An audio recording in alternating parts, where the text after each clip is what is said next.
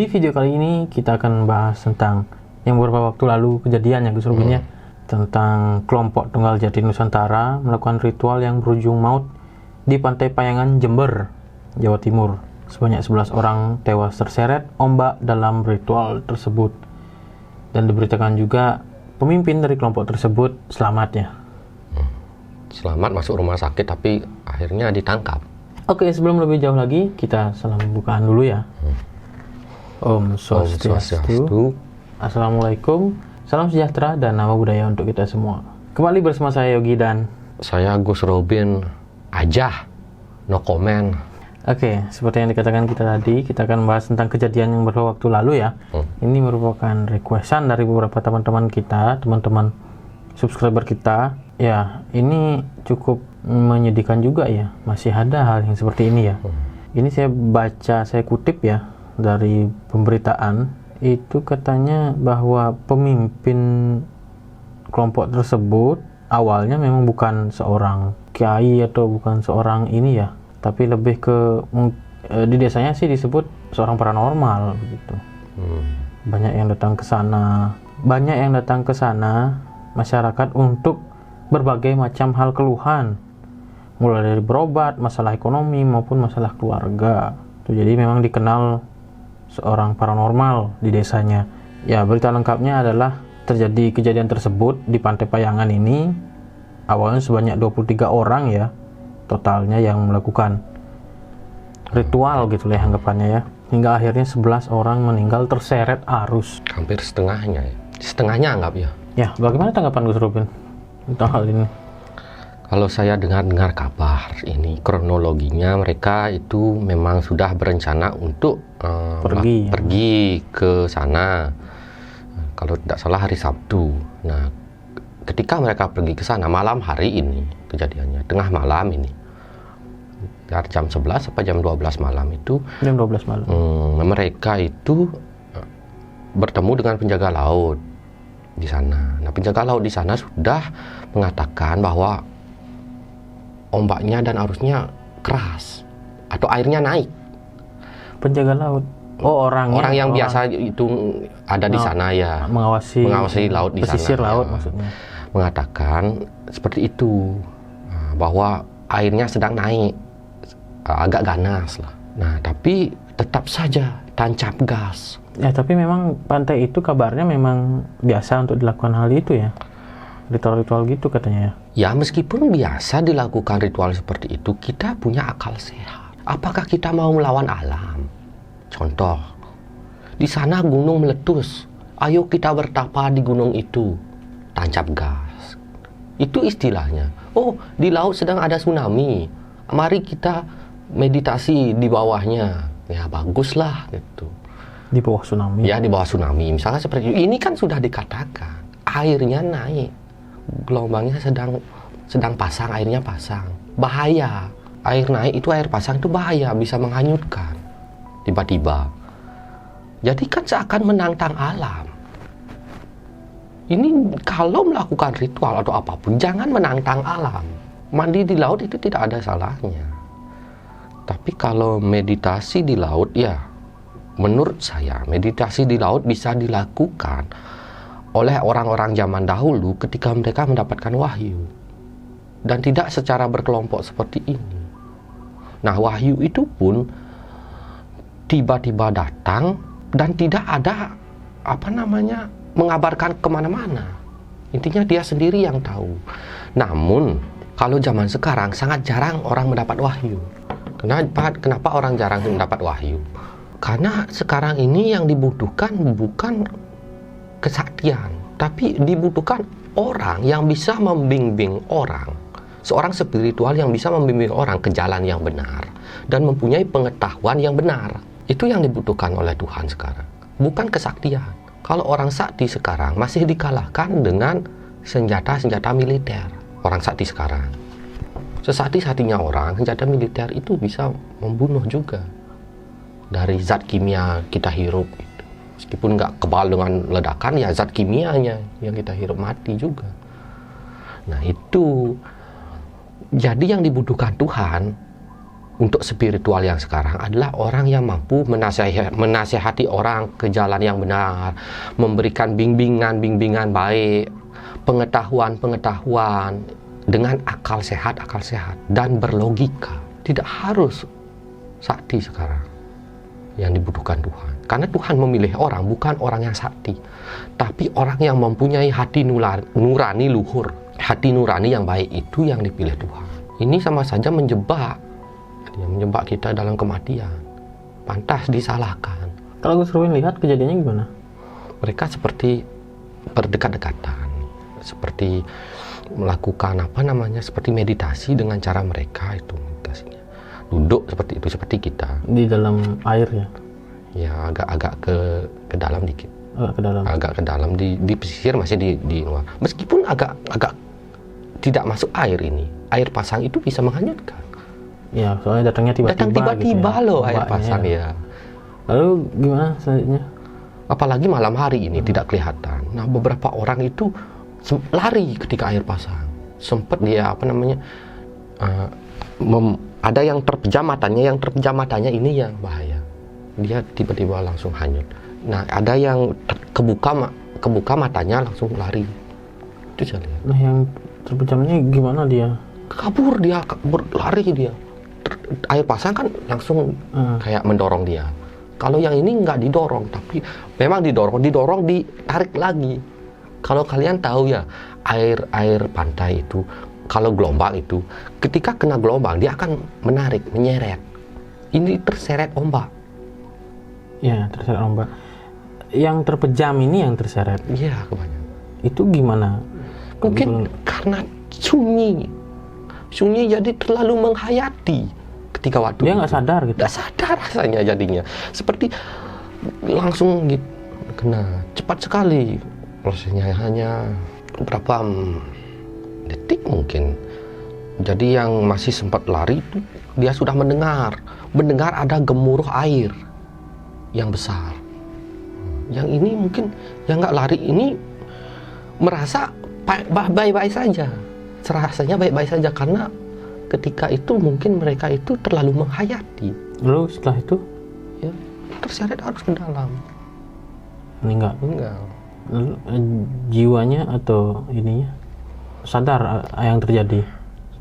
Ini kan bukan kesalahan mereka sebenarnya. Guru mereka yang disalahkan. Karena guru mereka yang mengajak mereka, yang bertanggung jawab atas mereka adalah guru mereka. Sebagai seorang guru, jika sudah tahu keadaan seperti itu, kenapa tidak di-cancel? Dan kenapa juga mencari waktu malam hari? Meditasi malam hari dan meditasi pagi hari atau meditasi siang hari nggak ada bedanya. Mungkin dia nyari sunyinya. Mungkin. Saya pernah melakukan meditasi pagi, siang, malam, tengah malam. Setelah tengah malam pernah melakukan. Sama aja. Sunyi tetapnya? Sama. Meditasinya di mana? Di dalam kamar, sempat di kamar kosong ada, saya kamar khusus untuk itu ada. Malahnya, jika meditasi di pagi hari atau siang hari, ketika ribut ini meditasinya, kita bisa mengendalikan ribut tersebut menjadi sunyi. Itu bagus. Kalau malam hari sunyi, malam hari itu kebanyakan yang munculnya itu jin-jin loh. Jujur ini, malam hari itu gini ya. Dari jam 6 pagi sampai jam 6 sore itu ketika itu surga terbuka. Surga terbuka berarti para jin-jin jahat itu kadang-kadang nggak beraksi. Dari jam 6 sore ke atas atau sandikala ke atas. Ketika sandikala ke atas itu sampai jam 6 pagi lagi.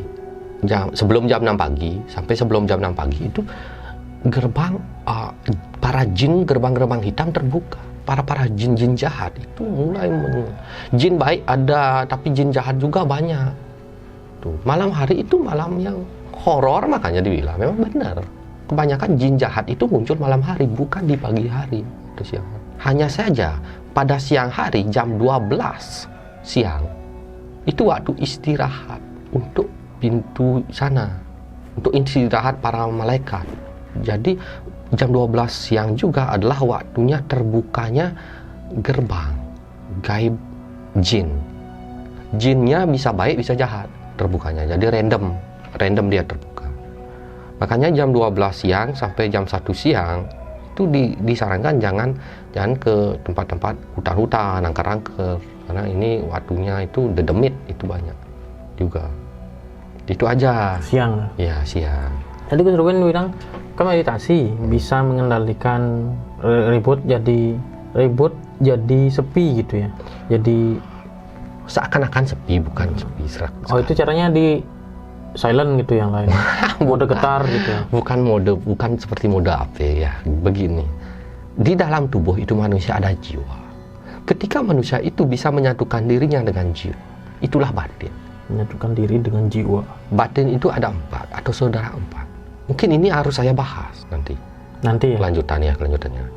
Ini adalah lapisan-lapisan roh atau saudara 4 kita. Ya nanti saya bahas ini. Nah, kita bisa menyatu dengan itu. Apalagi menyatu dengan yang baik, jiwa yang baik. Ada jiwa baik, jiwa jahat. Nah, jiwa baik itu kita bisa menyatu. Kita bisa untuk seperti ketenangan meskipun di sampingnya ribut. Itu menghayati seperti itu. Iya, itu jiwa ayamnya bisa diginiin nggak itu ribut ayamnya? Jiwa. Oke. Kita kembali lagi ke hakekok. Kok hakekok? Ke kelompok ini ya, kelompok ritual ini. Lalu apa yang terjadi dengan jiwa dari si korban nih? Dia sadar nggak Jiwa si dengan apa yang terjadi? Nah, jiwa si korban masih ditahan di sana ketika waktu kejadian. Nah, jiwanya, rohnya ini ya di akhirat. Iya. Sesuai dengan pahala, berapa pahalanya nanti. Rohnya sadar nggak dengan apa yang terjadi? Sadar rohnya melihat itu jadinya. Mayatnya dilihat. Setelah sadar setelah beberapa hari. Kalau di akhirat ini jiwanya ini ya ditahan di laut di sana dulu karena jiwanya, laut itu setiap laut punya pemerintahan, punya kerajaan gaib. Nah, ditahan sementara waktu sampai dia didoakan. Seandainya dia tidak didoakan, baru itu ditahan. Ditahan jiwanya ya. Ya. Makanya upacara keagamaan itu real penting untuk membebaskan jiwanya. Membebaskan jiwa dari ikatan-ikatan dunia gaib. Nah, tadi disebutkan kan ada kerajaan ya. Kerajaan apa di sana Gus Ruben? Kalau saya lihat itu seperti ada kerajaan dari pecahan Nyi Roro Kidul atau cabang Nyi Roro Kidul. Ditahannya kayak gimana si jiwa ini? Ya sampai ditanya, bukan ditahan diikat, ditanya kenapa melakukan itu gini. Sebenarnya ya, seperti diinterogasi. Ya gitu seperti ya? kita diinterogasi saja. Ya tunggu sampai keadaannya bagus, sampai keadaannya didoakan. Ada nggak ada hubungannya nggak dengan makhluk gaib dengan kejadian itu? Marah sebenarnya orang melakukan seperti itu. Begini ya, laut itu bukan tempat untuk meminta rezeki. Laut itu bukan tempat untuk meminta kesaktian. Laut itu tempat mandi, titik sebesar matahari. Mandi kalau jangan tiap hari, maksudnya ya seumur hidup mandi sekali 2 kali pernah lah gitu, merasakan air laut gitu sebagai tempat rekreasi seperti itu. Bukan tempat seperti itu, salah digunakan katanya. Atau kalau nggak pernah ke laut, garam aja jadi airnya itu kita mandi. Ya, itu namanya kan kuno banget ya, masa ke laut aja nggak pernah sih. Ya mandi itu juga jangan ketika air pasang, ketika air tenang dan mandi itu jangan sampai ke dalam, di luar saja. Setidaknya pernah mandi gitu aja, pernah ke laut ya namanya juga hidup ya gitu. Ya kalau nggak ke laut ya mandi, kalau nggak mau mandi di laut ya mandi di sungai ya. Iya, mandi. Ya sungainya lagi air besar gitu ya. Sungainya tsunami ya bisa. Lalu bagaimana dengan pemimpinnya? Adakah sosok-sosok gaibnya? Begini, saya tidak mau membahas sosok gaib apa aja yang ada. Tapi saya gini mengatakan, sosok gaib tidak akan pernah menjebak yang didampinginya. Jika itu sosok gaib baik. Karena begini, sosok gaib jahat, jin pun bisa berubah baik.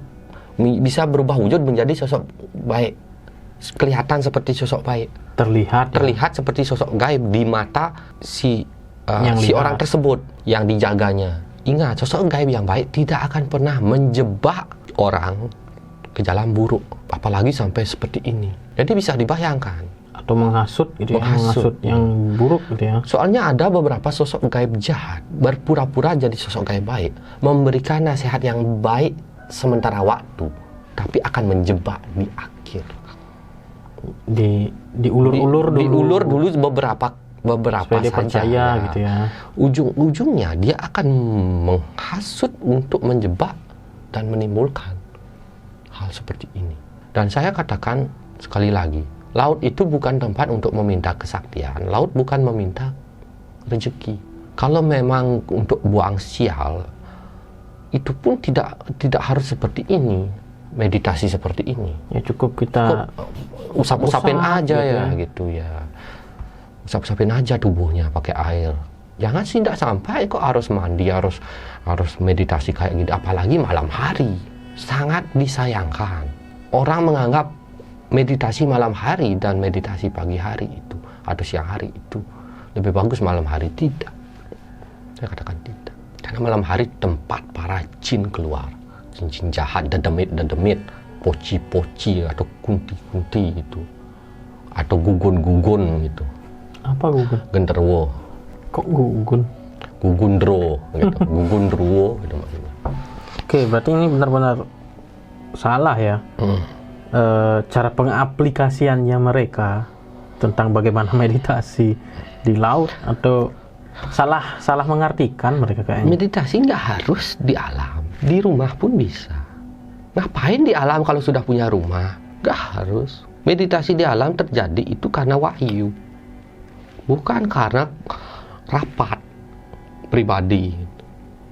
Ya mungkin karena ini kan zaman dahulu kan berbeda dengan zaman sekarang ya. Spiritual zaman dahulu tidak akan sama seperti spiritual sekarang. Spiritualis sekarang disarankan mempunyai logika yang berlogika dan yang waras ya itu. Jangan yang dikit-dikit gaib. Ingat, segala sesuatu yang ada di dunia ini bukanlah gaib. Segala sesuatu yang di dunia ini 96 sampai 97% itu adalah nyata. Sisanya gaib dikit. Jadi jangan dikit-dikit gaib, tapi apakah ada gaib? Real ada. Gaib itu memang ada. Tapi jangan sedikit-sedikit gaib, sedikit-sedikit gaib. Kita harus bisa pakai akal sehat nalar. Makanya jadi spiritual, apapun jenisnya, harus punya logika dan akal sehat dan nalar. Ya, jangan sedikit-sedikit gaib gitu ya. Iya. Tapi gaib sedikit-sedikit gitu ya. Ya, Ya benar sih apa kata Gus Robin, kalau minta rezeki ya bukan di laut, minta kesaktian ya bukan di laut, tapi mintanya ke Tuhan. iya.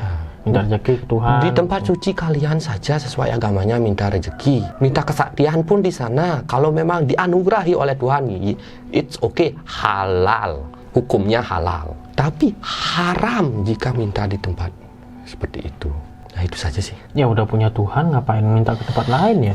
Kan konyol. Oke, sekian aja video kita kali ini ya Gus Robin ya. Jangan lupa di share, subscribe, like, dan ditonton video-video kita yang lainnya. Jangan lupa juga untuk menghidupkan lonceng teman-teman, agar ketika kita ada video baru ada notifikasinya. Kami pamit undur diri, saya Yogi. Saya Gus Robin BTS Lover. Gus Robin metal ya, metal. Kita harus hidup bersyukur, tegar, kuat agar bertahan dari ujian hidup. Beton gitu ya. Kita harus bersyukur hidup ya. Gitu, apapun yang terjadi ya, kalau takdir seseorang itu sudah diatur Tuhan. Manusia hanya disuruh untuk berusaha dan menjalani hidup. Berusaha untuk menjalani hidup gitu. Tetaplah berusaha hidup. Gus Robin Human Race gitu ya. Ya, Gus Robin Peaceman World Federation. Apa artinya? Apa ya? Manusia damai kumpulan dunia. Ya, yang penting English please. Bisa dikit-dikit nggak apa-apa. Sampai jumpa di video selanjutnya. Pramusanti. Om Santi Om. See ya.